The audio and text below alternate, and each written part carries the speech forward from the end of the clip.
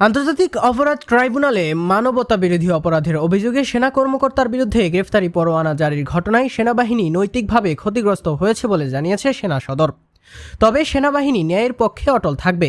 শনিবার 11 অক্টোবর বিকেলে ঢাকা সেনানিবাসের মেসে আন্তর্জাতিক অপরাধ ট্রাইব্যুনালে সামরিক সদস্যদের মামলা সংক্রান্ত বিষয় নিয়ে অনুষ্ঠিত সংবাদ সম্মেলনে এই তথ্য জানান বাংলাদেশ সেনাবাহিনীর adjutant general major general Mohammad Hakimuzzaman.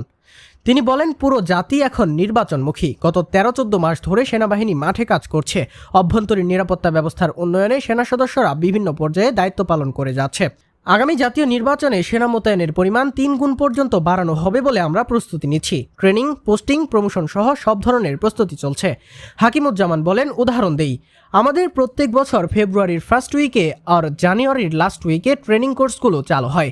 আমরা সেগুলোকে রিশিডিউল করে নিচ্ছি আগামী বছর নির্বাচনকে অ্যাডজাস্ট করে।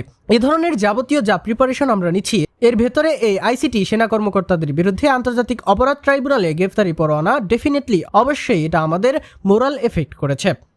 এটা অস্বীকার করব কেন?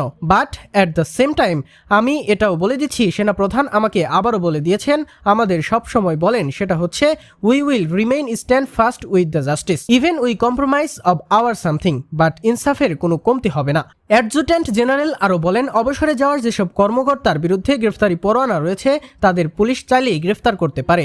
আমরা শুধু বলেছি যদি তারা আমাদের হেফাজতে আসতে চায় তাহলে সেটাও সম্ভব। তবে মনে রাখতে হবে, অবসরপ্রাপ্তরা সরাসরি সেনা সদর দপ্তরের অধীনে নন।